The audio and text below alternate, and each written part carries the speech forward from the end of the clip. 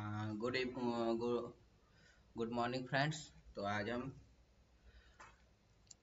आपके Kumar group YouTube channel पे आप लोग का बहुत बहुत स्वागत है।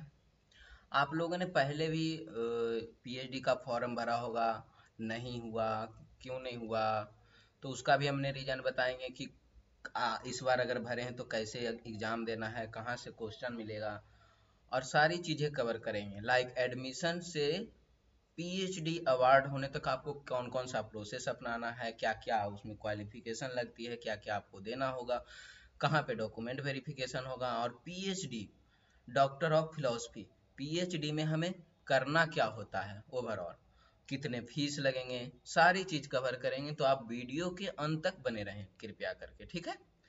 तो हम इस वीडियो में ये कवर करेंगे कि एडमिशन प्रोसेस क्या है, कोर्स पर क्या है, रिसर्च प्रपोजल क्या होता है, रिसर्च एंड प्रोग्रेस मॉनिटरिंग क्या होती है, pre submission, thesis evaluation, PhD viva, final degree award और कन्वोकेशन। उसके बाद सबसे ज़्यादा प्रॉब्लम ये आता है स्टूडेंट लोग को, पीएचडी रिसर्च स्कॉलर को, कि हमें टोटल कॉस्ट कितनी देनी पड़ेगी। तो हमें ये भी मेन पॉइंट कवर करेंगे। फिर एडिशनल एक्सपेंसेस क्या हो सकते हैं, तो वो आगे वीडियो में हम कवर करेंगे। उसके बाद स्कॉलरशिप फंडिंग, कितने स्कॉलरशिप मिलते हैं, क्या क्या फंडिंग कौन कौन रिसर्च ग्रांट फंडिंग करता है, इसमें कितने स्कॉलरशिप, कितने सारे चीज कवर करेंगे। तो आप वीडियो के अंत तक बने रहेंगे, ठीक है। सबसे पहले आता है एडमिशन प्रोसेस। आप लोगों ने बहुत सारे लोग यूनिवर्सिटी के फॉर्म भर दिए होंगे पीएचडी का, अगर नहीं भरे होंगे तो आने वाला होगा। और के बाद उसमें क्राइटेरिया क्या रहता है, तो मेन क्राइटेरिया आपका एडमिशन में क्या होता है, मास्टर डिग्री में मिनिमम 55% होनी चाहिए, ठीक है।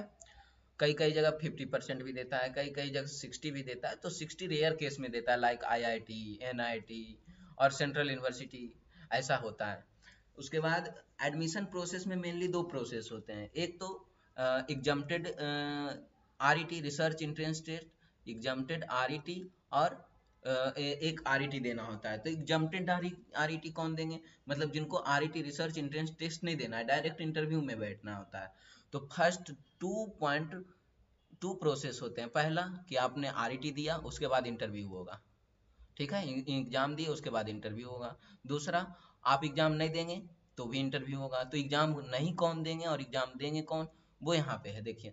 जिनका नेट, गेट और नेट, जीआरएफ और गेट जिनका है, वो एग्जाम नहीं देंगे, डायरेक्ट वो इंटरव्यू में बैठ सकते हैं, ठीक है।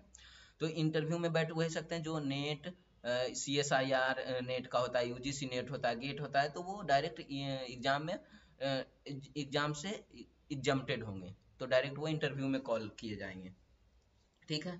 अब इसमें आपको एडमिशन फीस, जब एडमिशन के लिए आप फॉर्म अप्लाई करेंगे तो उसमें नॉर्मली 1000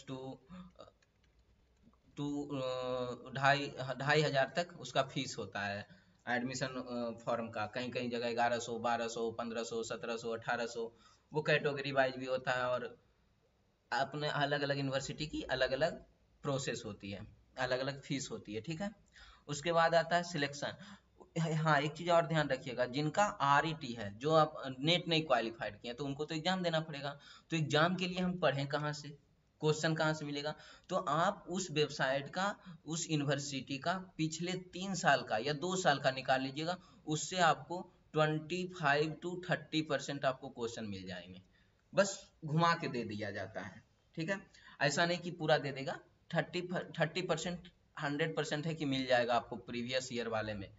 और बाकी एप्टीट्यूड रहते हैं, रिसर्च एक्टिविटी रहते हैं, रिसर्च से 2-4 क्वेश्चन रहेंगे आपके मेन एरिया। मान लीजिए आप हिस्ट्री से हैं, बॉटनी से हैं, जूलॉजी से हैं, ज्योग्राफी से हैं, तो उससे आपका ज़्यादा क्वेश्चन रहते हैं, तो उसको आप कवर कर लेंगे। और बाकी प्रीवियस ईयर का देख लेंगे। तो ये कोई हार्ड एग्जाम नहीं होता है कि बहुत ज़्यादा, एकदम as it is NET basis पे होता है। जो नेट का एग्जाम देते हैं उसी के बेसिस पे होता है नेट, लेकिन नेट में थोड़ा सा क्वेश्चन का लेवल थोड़ा सा हाई रहता है, और बाकी इंट्रेंस एग्जाम में थोड़ा सा लो रहता है। तो आप प्रीवियस ईयर का देख लेंगे तो हो जाएगा। और अगर आप बिहार से हैं, यूपी से हैं, तो बिहार और यूपी में यूनिवर्सिटी में थोड़ा सा नॉमिनल हो जाता है, ऐसी बात नहीं है। तो आप प्रीवियस ईयर का क्वेश्चन देख लेंगे। उसके बाद जब अब नेट वाले क्या करेंगे, नेट और जीआरएफ वाले डायरेक्ट इंटरव्यू में कॉल किए जाएंगे। अब इंटरव्यू में क्या पूछा जाएगा, आपका रिसर्च प्रपोजल, कि भैया आप रिसर्च करना चाहते हैं, हमारे यहाँ आप आना चाहते हैं पीएचडी करने, तो किस टॉपिक पे करेंगे, क्या आप रिसर्च करेंगे। तो अगर आप नहीं पढ़े तो थोड़ा सा एक ओवरव्यू लेके जाइएगा इंटरव्यू में, कि आप क्या करना चाहते हैं, कुछ इनोवेटिव आइडिया, ताकि हम इस टॉपिक पे ये करना चाहते हैं, दैट्स वाई अपने अपने सब्जेक्ट का अलग अलग आप लोग को पता होगा, अपने अपने एरिया वाले, तो थोड़ा सा इनोवेटिव दिया जाता है, उसी से क्वेश्चन एराइज होते हैं, और ज़्यादा नहीं कि हाँ आप प्रीवियस ईयर में क्या किए, ये किए, नहीं। आपको बस रिसर्च से रिलेटेड पूछा जाएगा, रिसर्च मेथोडोलॉजी क्या होता है, रिसर्च इथिक्स क्या होता है, प्लेगरिज्म क्या होता है, प्लेगरिज्म का सॉफ्टवेयर क्या होता है, ये सब पूछा जाएगा नॉर्मली। ठीक है। अब आपका सिलेक्शन हो गया, आपका मेरिट लिस्ट में नाम आ गया, ठीक है। उसके बाद रजिस्ट्रेशन होगा, final registration as PhD research scholar and after course work enrolment. आप जैसे ही एडमिशन लेंगे उसके बाद आपका कोर्स वर्क स्टार्ट होगा। कोर्स वर्क स्टार्ट होने के बाद, कोर्स वर्क कितने दिन का होता है, तो कहीं कोई यूनिवर्सिटी में 6 मंथ का होता है, कोई यूनिवर्सिटी में 1 ईयर का होता है। अब 1 ईयर और 6 मंथ में क्या डिफरेंस है भाई, तो डिफरेंस ये है कि आपको मेनली 3 से 4 टॉपिक लेना होता है। एक रिसर्च मेथोडोलॉजी तो सबको जरूरी है, कहीं कहीं कोई यूनिवर्सिटी में रिसर्च इथिक्स होती है, रिसर्च इथिक्स, तो वो भी एक सब्जेक्ट के रूप में आती है, ठीक है। एक रिसर्च मेथोडोलॉजी, एक रिसर्च इथिक्स, और 2 आपके एरिया का सब्जेक्ट। अगर आप जूलॉजी से हैं तो जूलॉजी का टॉपिक सब्जेक्ट होगा। जूलॉजी से ब्रॉड एरिया नहीं, जूलॉजी एक ब्रॉड एरिया, उसके अंदर शॉर्ट एरिया होते हैं, ठीक है। अब मान लीजिए कोई कंप्यूटर साइंस के हैं, तो कंप्यूटर साइंस में क्या होता है, कंप्यूटर साइंस में क्या होता है कि नेटवर्किंग है, machine learning A I am L है। तो ए आई एम एल से आपका दो सब्जेक्ट, ये नहीं कि नेटवर्किंग, अगर ए आई एम एल कर रहे हैं तो आर्टिफिशियल इंटेलिजेंस और मशीन लर्निंग। अगर जूलॉजिस्ट कर रहे हैं तो जूलॉजी में कौन सा लेना है आपको, ठीक है। ये होती है। उसके बाद रिसर्च प्रपोजल सबमिट होती है। रिसर्च प्रपोजल में आपका सिनॉप्सिस सबमिट होगी। सिनॉप्सिस में क्या रहेगा, सिनॉप्सिस में रिसर्च प्रॉब्लम रहेगा, उसका आपने जो रिसर्च करना चाहते हैं जिस एरिया में, उस एरिया का इंट्रोडक्शन, रिसर्च प्रॉब्लम, आप क्या प्रॉब्लम आइडेंटिफाई किए, उसका ऑब्जेक्टिव क्या है, उसका मेथोडोलॉजी क्या है, मेथोडोलॉजी कैसे आप रिसर्च फाइंड आउट करेंगे, उसके बाद एक्सपेक्टेड आउटकम्स, वो सारा सिनॉप्सिस में आपका लिखा रहेगा। 10 to 12 पेजेज का ये सिनॉप्सिस बनेगा। सिनॉप्सिस में ओवरऑल आपका फर्स्ट पेज में मेरे पास भी सिनॉप्सिस है, मैं कभी अगले दूसरे वीडियो बनाऊंगा तो उसमें दिखा दूंगा कि क्या क्या सिनॉप्सिस बनता है, मेरे पास बहुत सारी यूनिवर्सिटी की सिनॉप्सिस है, ठीक है। तो एक ओवरव्यू दिखा दूंगा कि ये सब मेन टॉपिक होते हैं। तो मेन टॉपिक की आप यहाँ भी देख सकते हैं, रिसर्च प्रॉब्लम क्या है, ऑब्जेक्टिव क्या है, मेथोडोलॉजी कैसे अपनाएंगे, कैसे आप रिसर्च करेंगे, क्या क्या प्रोसेस अपनाएंगे, कहाँ कहाँ से डेटा सेट लेंगे, कहाँ डेटा उठाएंगे, ठीक है, फील्ड वर्क करेंगे, सेकेंडरी डेटा कहाँ से लेंगे, प्राइमरी डेटा कहाँ से लेंगे, all over you can see and right on synopsis, ठीक है। और उसका एक्सपेक्टेड आउटकम्स क्या आप फाइंड आउट करना चाहते हैं, और समाज के लिए क्या बेनिफिट होगा, और आपके एरिया के लिए क्या बेनिफिट होगा, ये सारा चीज़ आपका बताना होता है। उसके बाद जैसे ही आपका synopsis approval for research advisory committee, RAC बैठेगी। आरएसी कमेटी हर एक यूनिवर्सिटी, हर एक कॉलेज में होते हैं RAC committee, research advisory committee.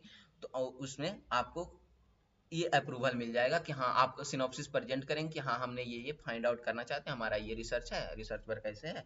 तो आपका वो वहाँ पे जो कमेटी में एक्सपर्ट लोग बैठेंगे वो आपको सजेशन देंगे, सब माइनर करेक्शन देंगे।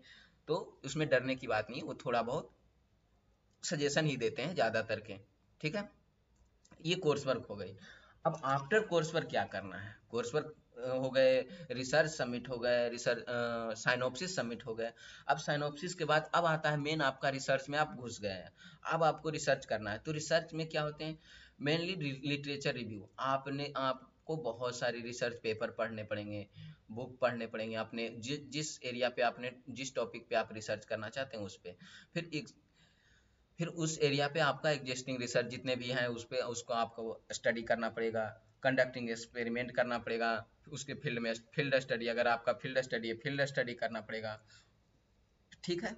अब ये हो गए 6 महीने के अंदर करना पड़ेगा। कहीं कहीं यूनिवर्सिटी 1 साल का देता है, कहीं कहीं 6 महीने का देता है, बहुत सारी यूनिवर्सिटी 6 महीने पे ही लेती है, उसको कहते हैं डीआरसी, डीआरसी कमेटी बैठती है, ठीक है। उसमें क्या होता है, प्रोग्रेस रिपोर्ट देना होता है कि आप इस 6 महीने में आपने कितने पेपर पढ़े, इससे क्या फाइंड आउट किए, और आपका ये क्या ऑब्जेक्टिव निकाले, क्या गैप निकाले, रिसर्च गैप क्या है। अब ये बहुत सारे रिसर्च हो गए होंगे ऑलरेडी, उस टॉपिक पे हो गए होंगे, तो उस टॉपिक पे आपने क्या गैप निकाला, उसमें क्या कमी आई, और आप उस कमी को कैसे फिलअप करेंगे, कौन सा मेथोडोलॉजी अपनाएंगे ताकि उस गैप को फिलअप करें। तो यहाँ पे आएगा, फिर उसी में इस रिपोर्ट में आपको देना पड़ेगा, 6 महीने का प्रोग्रेस रिपोर्ट में आपको सबमिट करना पड़ेगा, दिखाना पड़ेगा, बताना पड़ेगा। वहाँ भी आरएसी बैठेंगे, वहाँ भी कमेटी बैठेगी, उसमें आपको बताना पड़ेगा कि हाँ सर हमने ये फाइंड आउट किया, ये हम कर सकते हैं, ठीक है। अब इसके बाद मेन अभी भी आप न्यूज में देखेंगे, यूजीसी का वेबसाइट पे ये बहुत सारे पब्लिकेशन के रिलेटेड अभी न्यूज चल रहे हैं कि यूजीसी केयर को अनलिस्टेड कर दिया गया है, यूजीसी केयर से अब पेपर नहीं आएंगे, अब केवल पीयर रिव्यू। ये बहुत अच्छी बात है, जो अभी पीएचडी करना चाहते हैं या करने की सोच रहे हैं तो आप जल्दी से इनरोल हो जाइए, ताकि अभी क्या है ना कि इसमें पेपर, अब रिसर्च पेपर में आपको पहले मैं बता देता हूँ, सबसे हाईएस्ट जर्नल का पेपर होता है एससीआई, उसके नीचे आता है स्कोपस, उसके नीचे आता है यूजीसी केयर, उसके नीचे आता है पीयर रिव्यू, ठीक है। ये 4 टाइप्स के, मेनली 4 टाइप्स के पेपर होते हैं। अब एससीआई क्या होता है, ये सबसे हाईएस्ट इंटरनेशनल जर्नल होते हैं, इसमें आप पेपर सबमिट करेंगे, इसमें मिनिमम 10 पेज का, मैक्सिमम 30-40 पेज का पेपर जाता है। अब इसमें आप पेपर आज सबमिट करेंगे तो 6 से 8 महीने इसके रिव्यू में चले जाते हैं, 6 से 8 महीने तक आपको रिव्यू आएगा नहीं आएगा, अगर आया रिवीजन तो करेक्शन बताएगा, अगर नहीं आया तो 6 से 8 महीने के बाद वो बताएगा कि हम आपका पेपर एक्सेप्ट नहीं करेंगे, ये पेपर बेकार है, आपका ये रिसर्च बेकार है। तो इसमें बहुत ज़्यादा प्रॉब्लम होती है, बहुत ज़्यादा। लेकिन अगर एक पेपर भी इसमें आ गया ना तो बहुत ज़बरदस्त होगी। SCI the better for research journal, ठीक है। तो इसमें 6 से 8 महीने, एक साल में एक ही पेपर आ सकते हैं। अगर आज सबमिट किए तो अगले साल ही इसका आए, अगर सब कुछ सही रहा, आपका पेपर बहुत बेस्ट है, बहुत अच्छी रिसर्च है, तभी इसमें 1 साल लग जाएंगे एक पेपर आने में। उसके नीचे आता है स्कोपस। स्कोपस में क्या होता है, ये भी एससीआई के जैसा है लेकिन थोड़ा सा मिनिमल है। लाइक इसमें अगर आप आज सबमिट करेंगे तो 2 से 3 महीने इसको रिवीजन में आएंगे, उसके बाद 6 से 8 महीने तक ये पेपर ऑनलाइन आएगा, ठीक है। उसके नीचे आता है यूजीसी केयर। हाँ, ये भी ध्यान रखिएगा, एससीआई पेपर को पब्लिश करने में कहीं कहीं जगह फंडिंग मांगता है, तो फंडिंग एससीआई में कम से कम 1 लाख 2 लाख रुपया मांगता है, फंडिंग, रिसर्च फंडिंग होता है, जिसको कहते हैं APC, article processing charge, APC. APC इसका बहुत हाई होता है, अगर पेड जर्नल में करेंगे तो। में करेंगे तो भी थोड़ा बहुत देना पड़ता है, लेकिन बहुत ज़्यादा टाइम लगता है। स्कोपस में एपीसी कितना होता है, लगभग 70 to 80 थाउजेंड, 80,000 तक एपीसी होता है इसका। इसमें भी वही कम से कम 6 से 8 महीने पेपर आने में लगेंगे। दूसरा आता है यूजीसी केयर। यूजीसी केयर में भी लगभग आपको 20 से 25 हज़ार एपीसी देना पड़ेगा, उसके बाद पेपर पब्लिश होगा। पेपर में इसमें भी कम से कम मिनिमम 5 से 6 महीने लग जाते हैं। तो अब और दूसरी बात, अब यूजीसी केयर बंद भी हो गए हैं। आप अभी नेट पे जाके गूगल पे सर्च करेंगे तो यूजीसी केयर का भी बहुत ज़्यादा, ये पेपर पब्लिकेशन का बहुत ज़्यादा न्यूज़ चल रहे हैं, जो कि पीयर रिव्यू को वैलिड कर दिया गया। तो बहुत सारी यूनिवर्सिटी के अपने अपने रूल होते हैं, कोई यूनिवर्सिटी एससीआई मांगता है कि नहीं हमें एससीआई चाहिए, वो अपना रिपुटेशन बनाने के लिए मांगता है, ऐसा नहीं है। लेकिन यूजीसी नॉर्म्स के अनुसार आप पीयर रिव्यू में आपका पेपर आ गया तो भी यू आर अवार्डेड, बस, ठीक है। अब आता है पीयर रिव्यू में, हम बता रहे हैं पीयर रिव्यू में पेपर क्या होता है। पीयर रिव्यू में 1 से 1.5 महीने में पेपर आ जाते हैं, आज सबमिट करेंगे 1 से 1.5 महीने। इसका एपीसी भी बहुत कम होता है, इसके हर एक जर्नल का मैक्सिमम 10,000 से 15,000 होता है, बस। और पीयर रिव्यू में ज़्यादा माथा खजील करने का जरूरत नहीं, इसमें बहुत ईजी वे में आ जाता है, ठीक है। बस राइटिंग अच्छी होनी चाहिए, प्लेगरिज्म कम होनी चाहिए, प्लेगरिज्म भी आएगी बात, हम बताएंगे प्लेगरिज्म क्या होती है। तो इसमें पेपर बस आ जाती है, बहुत अच्छा मौका है अभी पीएचडी करने का, इसलिए मैंने बताया कि peer review is the best for PhD, doing PhD, ठीक है। उसके बाद इसमें आता है presenting finding and international national conference. आपको एक या दो पेपर कॉन्फ्रेंस में होनी चाहिए, कॉन्फ्रेंस में प्रेजेंट कर सकते हैं। तो बहुत सारे कॉन्फ्रेंस होते रहते हैं मल्टी डिसिप्लिनरी। आप अगर बायोलॉजी के हैं तो बायोलॉजी में भी बहुत सारे कॉन्फ्रेंस होते हैं। आप एक एब्स्ट्रैक्ट लिखें 250 से 300 वर्ड का, उसको आप सबमिट करें, उसमें 1000 से 1200 रुपया चार्ज करने पड़ते हैं, देने पड़ते हैं उसको कॉन्फ्रेंस को। वो आपका एब्स्ट्रैक्ट पर सबमिट पब्लिश कर देगा, उसमें सर्टिफिकेट देगा। लेकिन आपको वो एब्स्ट्रैक्ट जो 200 से 250 वर्ड का बनाए हैं वो आपको प्रेजेंट करना पड़ेगा। ये बहुत सारी होते रहते हैं कॉन्फ्रेंस, इंटरनेशनल कॉन्फ्रेंस। आप ऑनलाइन भी कर सकते हैं, ऑफलाइन भी कर सकते हैं, बहुत सारी होते रहते हैं। ऑल सब्जेक्ट का होता है, कहीं कहीं मल्टी डिसिप्लिनरी होता है, कोई कोई स्पेशल होता है लाइक जूलॉजी बॉटनी, कहीं भी हो सकता है। ठीक है, उसके बाद आते हैं, ये हो गया आपका हाँ। अब यहाँ पे आता है एक और बात बताना भूल गया कि कितने पेपर होने चाहिए। तो मिनिमम टू मिनिमम 2 पेपर होनी चाहिए, 2 पेपर पीयर रिव्यू में होनी चाहिए। अगर स्कोपस में है तो बहुत अच्छी बात है, SCI में है तो बहुत बहुत बहुत अच्छी बात है। ठीक है, तो मिनिमल अब हम भाई उतना कौन माथा खजील करता है, हम पीयर रिव्यू में करके अपना बाइंड अप करिए जल्दी से। क्या उतना SCI के चक्कर में रहेंगे। जैसे आप कहीं असिस्टेंट प्रोफेसर या कहीं लेक्चरर बन गए तो वहाँ से आप पेपर पब्लिश करते रहिए, अपना रिपोर्ट नाम कमाते रहिए, कोई दिक्कत नहीं। लेकिन जो PhD में मिनिमम क्वालिफिकेशन होता है पेपर का, वो 2 पीयर रिव्यू जर्नल पे भी आप अवार्ड करवा सकते हैं अपना PhD। ठीक है, 2 पेपर पीयर रिव्यू में होनी चाहिए, और 1 से 2 पेपर अब्स्ट्रैक्ट इंटरनेशनल कॉन्फ्रेंस में होनी चाहिए, जो अभी हमने बताया कॉन्फ्रेंस के बारे में। ठीक है, उसका सर्टिफिकेट होनी चाहिए। बस बस इतना काम करेंगे, उसके बाद आपका प्री सबमिशन आ जाएगा। प्री सबमिशन में क्या होगा, आप सिनॉप्सिस तो सबमिट हो ही गई, सिनॉप्सिस के अकॉर्डिंग आपका पूरा थेसिस लिखाएगा। आपने रिसर्च किया उसके बेसिस पे पूरा थेसिस लिखाएगा। अब उसमें क्या होगा, आपका इंटरनल इवैल्यूएशन होगा, रिसर्च फाइंडिंग जो आपने फाइंडिंग किया वो होगा, approval required for thesis writing. ये इसी के समय आपको थेसिस लिखने का, जैसे ही आपका ये सबमिट हो गया कि हाँ आपने 2 पेपर कर दिए, ये कर दिए, वो कर दिए, सारे क्राइटेरिया पेपर का कर दिए, तो आप अब वहाँ से आपको अप्रूवल मिल जाएगा कि थेसिस अब आप राइट कर सकते हैं। बहुत सारी जगह क्या होता है कि बहुत सारी यूनिवर्सिटी में रिसर्च के टाइम पे ही वो थेसिस राइट करने लगते हैं। तो नो डाउट अच्छी बात है, लेकिन जो बहुत सारी यूनिवर्सिटी में रूल है कि आप जब तक पेपर नहीं आ जाए, जब तक आपका कॉन्फ्रेंस नहीं हो जाए, तब तक आप राइट नहीं कर सकते हैं। लेकिन अगर अच्छे स्कॉलर होंगे, अगर थोड़ा सा इंटेलिजेंट स्कॉलर होंगे, तो वो उसी समय से राइट करने लगते हैं। हाँ सर हमने नहीं लिख रहे हैं अभी, राइटिंग थेसिस का राइटिंग नहीं कर रहे, लेकिन बैकएंड में हम कर रहे हैं, अपने एंड से कर रहे हैं, तो वो अच्छी बात है। ठीक है, उसके बाद आता है प्लेगरिज्म चेक। प्लेगरिज्म और फाइनल थेसिस सबमिशन। जैसे ही आप पूरा थेसिस लिखेंगे तो ये हमने 10 से 15% ये मिनिमम लिखे हैं। बहुत सारी जगह 20% भी मांगते हैं, बहुत सारी जगह 20%, नॉर्मल 20% ही होती है, लेकिन हमने यहाँ पे 10 से 15 लिख दिया ताकि कोई डाउट ना रहे, कोई यूनिवर्सिटी छूट ना जाए। बहुत सारी यूनिवर्सिटी मतलब 10 से 15 भी मांगती है, ऐसी बात नहीं है। लेकिन नॉर्मल यूनिवर्सिटी, अगर आप बिहार से हैं, अगर आप यूपी से हैं, तो 20% तक वैलिड है, 20 से 22% भी वैलिड है। अभी 22% का एक थेसिस सबमिट हुआ है, हम यूनिवर्सिटी का नाम नहीं बताएंगे, लेकिन अभी हमारे सामने हुआ है। ठीक है, तो ऐसा नहीं है। तो अब प्लेगरिज्म चेक कहाँ पे होती है। प्लेगरिज्म का मेनली 2 सॉफ्टवेयर है, एक टर्निटिन जो अभी बहुत पॉपुलर है सॉफ्टवेयर है टर्निटिन, और दूसरा अरकुंड।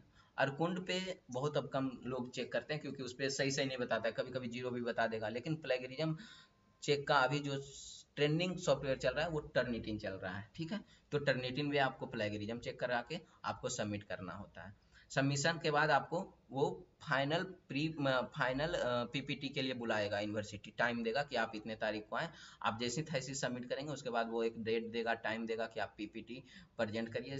आपको फाइनल PPT प्रेजेंट लगभग लगभग 100 से 150 पेज का PPT बनाना पड़ेगा, और बहुत जगह 40 पेज का भी बनता है, 30 पेज का भी बनता है। वो अपने अकॉर्डिंग, अपने यूनिवर्सिटी के अकॉर्डिंग या अपने गाइड के अकॉर्डिंग पूछ सकते हैं कि कितना पेज का बनाए सर। ऐसा कुछ मैंडेट नहीं है कि 100 पेज का ही बनाए, 30 पेज का भी बनता है, 50 पेज का भी बनता है। ठीक है, 50 स्लाइड मतलब मोटा मोटी हमने बता दिया कि हमने ये किया, वहाँ पे क्वेश्चन अराइज होगा, वो आप जवाब देंगे। ठीक है, ये हो गया आपका सबमिशन। अब थेसिस के बाद ये आपका आ जाएगा,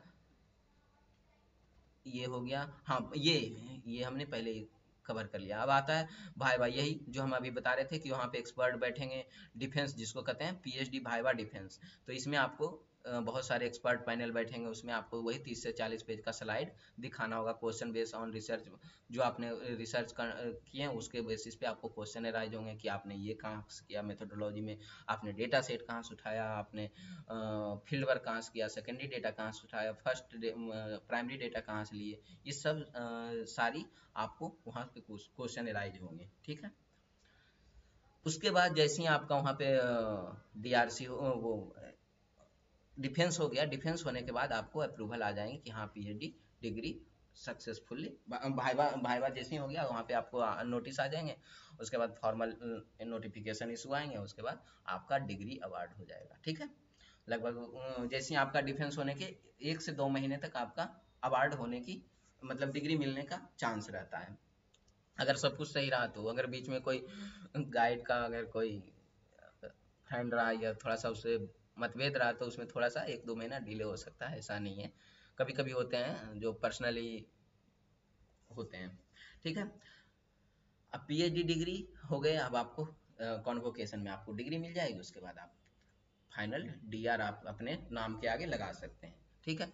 उसके बाद सबसे मेन पॉइंट हमने अभी तक नहीं बताया, जो कि है आपका कॉस्ट कितने लगेंगे, जो हम सबसे बाद में कवर करने वाले थे, आप ऊपर भी देखे होंगे, ठीक है।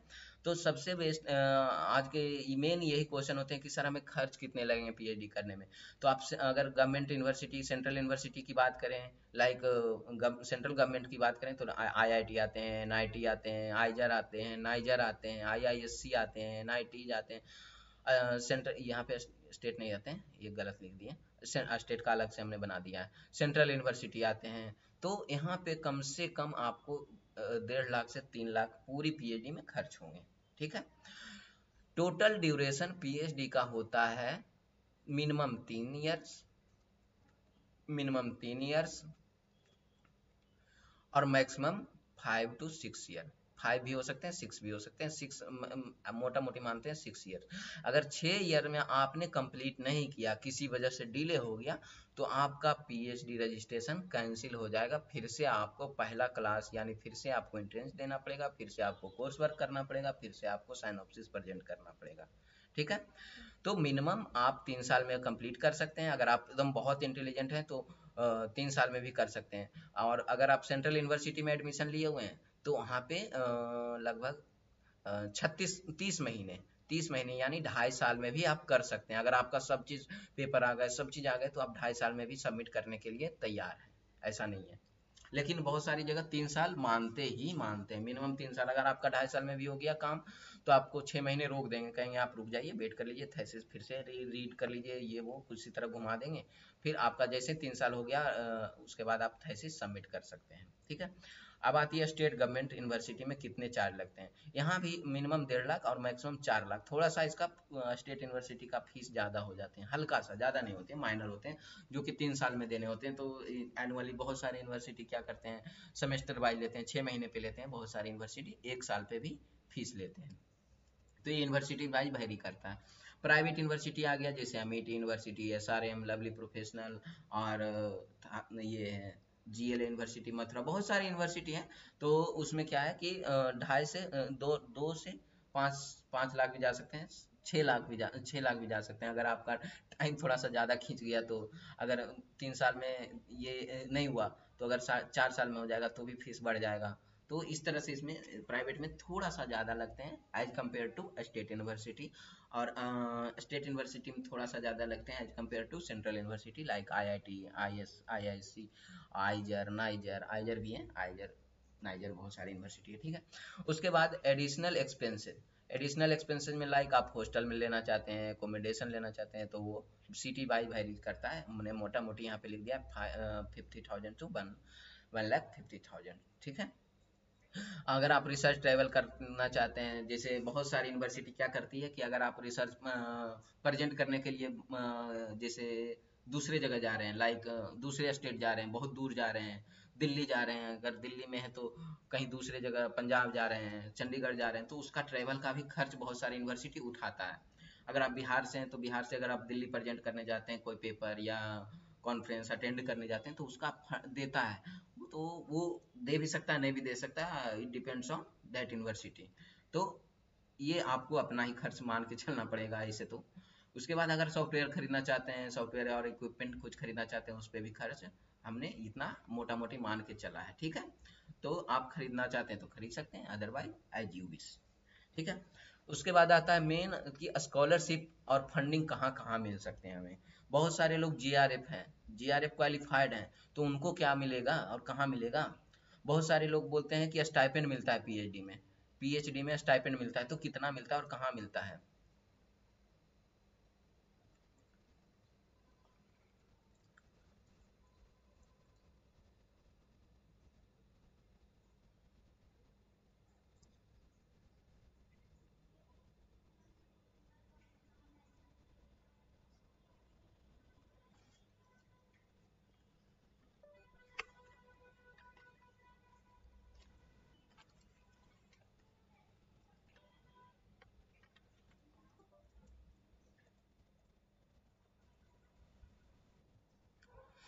तो हम कहाँ थे, ये स्टाइपेंड। स्टाइपेंड में क्या होता है कि बहुत सारी यूनिवर्सिटी स्टाइपेंड देती है, तो उस बेसिस पे आपको वहाँ पे अप्लाई करना पड़ता है कि हाँ आप, वो दो टाइप में होते हैं, एक फुल टाइम एक पार्ट टाइम। तो अगर फुल टाइम, बहुत सारी यूनिवर्सिटी फुल टाइम के लिए निकालती है फुल टाइम पीएचडी और पार्ट टाइम पीएचडी, तो उसकी क्राइटेरिया होती है कि वो कितना स्टाइपेंड दे रही है। उसमें लिखा रहता है कि 25 के आपको स्टाइपेंड मिलेगा, 35 के स्टाइपेंड मिलेगा, 32 के स्टाइपेंड मिलेगा। तो मिनिमम 25 के मिलते हैं और मैक्सिमम 25 के मिनिमम और 35 के मैक्सिमम स्टाइपेंड। ये प्राइवेट, ये जो वैलिड होती है ज़्यादातर प्राइवेट यूनिवर्सिटी करती है। क्यों? क्योंकि उनको एज ए फैकल्टी टाइप का मिल जाता है कि वो पढ़वाते हैं, अपने स्कॉलर से लैब लेवाते हैं, तो उनको ये ज़रूरत होती है, इसलिए वो स्टाइपेंड भी देते हैं और पीएचडी भी करवाते हैं। तो ये हो गया। अगर ये, इसके लिए कोई नेट और सेट की ज़रूरत नहीं है, अगर है तो वेल एंड गुड, अगर नहीं है तो भी कोई बात नहीं। उसके आरईटी, रिसर्च इंट्रेंस टेस्ट आप पास करेंगे, क्वालिफाई करेंगे, वो दो, एक इंटरव्यू, एक इसमें एक दो इंटरव्यू होते हैं। कोई कोई यूनिवर्सिटी दो इंटरव्यू लेती है, कोई कोई यूनिवर्सिटी एक इंटरव्यू लेती है। तो इट डिपेंड्स ऑन यूनिवर्सिटी, ठीक है। अब आता है, आप अगर आप जीआरएफ क्वालिफाइड हैं तो कितना मिलेगा। तो जीआरएफ के लिए अभी जो है 31 to 35 के पर मंथ मिलेगा, प्लस एचआरए मिलता है, प्लस एचआरए हाउस रेंट मिलता है, ठीक है। ये सिटीज वाइज वैलिड करता है, ठीक है। तो इसमें क्या करना पड़ता है, अब आप जेआरएफ हैं भाई, आप एडमिशन तो ले लिए, आपको स्टाइपेंड भी मिल रहे हैं यूनिवर्सिटी से, तो आपको ये करना क्या है फिर। उस समय आप थोड़ी घर में बैठे रहेंगे, नहीं, आपको यूनिवर्सिटी में जाके रिसर्च करना पड़ता है, लैब में बैठना है, या आप जिनके अंडर आपके जो सुपरवाइजर होते हैं या पीएचडी गाइडेंस होते हैं, वो आपको बताएंगे कि क्या करना है। वो आपको हो सकता है अपने लैब में बैठा दें, उन लोग के पास बहुत अपनी अपनी पर्सनल लैब होती है, तो वो लैब में भी बैठा सकते हैं, लाइब्रेरी में भी बैठा सकते हैं। ये डिपेंड्स ऑन सुपरवाइजर, ठीक है, या आरएसी कमेटी के चेयरमैन। हर एक आरएसी या डीआरसी का कमेटी का एक चेयरपर्सन होते हैं, ठीक है। तो ये आपको वहाँ पे डेली जाना पड़ता है, एक तरह से आप समझिए कि जॉब लग गया आपको। तो ये डेली 10 से 6 या 10 से 5 या 10 से 4 जो भी है, वो जाना पड़ेगा आपको। तो अब आपको ये स्टाइपेंड मिलेंगे। ये कहाँ से मिलते हैं, ये डायरेक्ट आपको यूनिवर्सिटी नहीं देगी, ये यूजीसी, यूजीसी आप पास के ना, क्या UGC JRF, UGC NET JRF, तो आपको यूजीसी वाले देंगे, ठीक है। अब C S I R NET है, C S I R NET वाले भी को भी उतना ही मिलता है। बहुत सारे अलग अलग DST, department of science and technology, ICSSR, DBT, ICMR, AICT fellowship, बहुत सारे फेलोशिप हैं। अगर आप नेट नेट क्वालिफाइड हैं, अगर आप उस समय पीएचडी के दौरान आप कर रहे हैं ना, ये मेन पॉइंट है। अगर आप पीएचडी कर रहे हैं, अगर आप नेट क्वालिफाइड नहीं है, अगर आप चाहते हैं कि कोई फेलोशिप उठाएं, तो आप गूगल पे सर्च करते रहिएगा फेलोशिप ड्यूरिंग पीएचडी। तो ये बहुत सारे यूनिवर्सिटी, बहुत सारे ऑर्गेनाइजेशन अपना फेलोशिप भी देती है, वो उसके लिए आप रिसर्च करेंगे, वो आपको फेलोशिप देगा जब आप पीएचडी कर रहे हैं तब, ठीक है। ये ध्यान रखिएगा, जब आप पीएचडी कर रहे हैं उस दौरान आपको, आप चाहते हैं कि कोई फेलोशिप अप्लाई करें, तो ये कैसे पता चलेगा, तो आप गूगल बाबा से पूछेंगे, तो वो बहुत सारे फेलोशिप बताते हैं। उस पर अगर आप एलिजिबल हैं तो आप अप्लाई करिए, आप JRF नहीं है फिर भी आप चाहते हैं कि हम फेलोशिप अब बैठे बैठे क्या करें, PhD कर रहे हैं। अब अगर आपको आपके पास कोई जॉब अवेलेबल नहीं है तो अब क्या करना पड़ेगा, तो कुछ फेलोशिप उठाना चाहते हैं तो फेलोशिप इस पे से भी आप गूगल पे सर्च करेंगे फेलोशिप, तो बहुत सारे फेलोशिप आते हैं।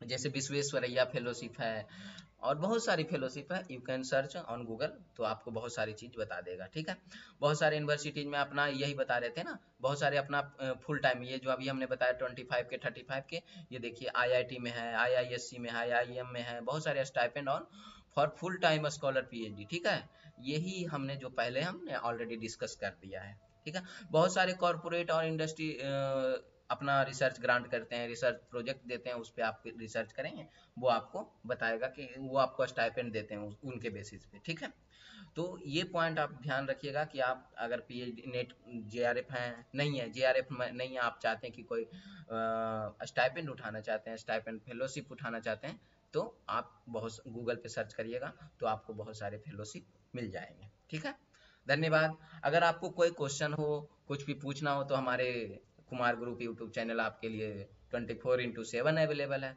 और अगर आपको रिसर्च से कोई क्वेश्चन हो, रिसर्च से कोई डेटा सर्च करना हो, रिसर्च फील्ड में कुछ जानकारी चाहिए, या फिर रिसर्च से रिलेटेड कुछ कोई सिनॉप्सिस के कैसे बनते हैं, या कुछ कुछ भी any types of help, you can drop a message on my Telegram channel, Facebook, Insta, WhatsApp. आप मैं लिंक के डिस्क्रिप्शन में आपको यूट्यूब ये व्हाट्सअप का भी चैनल में का लिंक मिल जाएगा, टेलीग्राम का भी चैनल का लिंक मिल जाएगा। आप कहीं से भी डायरेक्ट मैसेज करिए, आपको 24/7 आपको सहायता प्रदान की जाएगी। और बहुत ही अगर आप कुछ सॉफ्टवेयर पे आप जैसे टर्निटिन पे आप अपना फ्लैग चेक करवाना चाहते हैं, तो उसका भी मिनिमल, हम लोग मिनिमल चार्ज भी रखे हैं, ऐसा नहीं है, हम लोग के पास सारी सॉफ्टवेयर प्रीमियम क्वालिटी की अवेलेबल रहती है। अगर आप कुछ भी करवाना चाहते हैं तो you can contact for Kumar group channel. Okay, बाकी आपको आप बहुत सारे यूट्यूब चैनल पे हम देखते होंगे, बहुत सारे PhD के बारे में भी आप लोग सर्च किए होंगे कि कैसे करें, तो इतनी डीप नॉलेज आप आई डोंट नो एनीथिंग कि मिला होगा, लेकिन आई श्योर कि आपको सारी जानकारी A to Z आपको इस प्लेटफॉर्म पे मिल गई होगी मेरे हिसाब से। अगर इसके बावजूद भी अगर कोई भी क्वेरी हो PhD से रिलेटेड, A to Z जानकारी आपको मिल जाएगी। आप ड्रॉप करेंगे मैसेज, कोई भी यूनिवर्सिटी का, प्राइवेट हो, गवर्नमेंट हो, स्टेट गवर्नमेंट हो, कोई भी यूनिवर्सिटी का, तो आप हमें मैसेज कर सकते हैं, कोई दिक्कत नहीं है आपके लिए। कुमार ग्रुप शुरू से ही हेल्प है, और आप लोग ने हमारे वीडियो को बहुत सारे लोग लाइक भी कर रहे हैं, सब्सक्राइब भी कर रहे हैं, बहुत बहुत प्यार दे रहे हैं, बहुत बहुत धन्यवाद आप लोग का। और इसी तरह आप हमें आशीर्वाद देते रहिए। और अगर आपको कोई क्वेश्चन हो तो आप पूछ सकते हैं, कोई हेल्प चाहिए रिसर्च से रिलेटेड, पीयर रिव्यू जर्नल्स में अगर पब्लिकेशन में कोई प्रॉब्लम आ रही है, या थीसिस राइटिंग में कोई प्रॉब्लम आ रही है, तो आप हमें कांटेक्ट कर सकते हैं, कोई इशू नहीं है। ठीक है, धन्यवाद, ओके, बाय बाय, टाटा।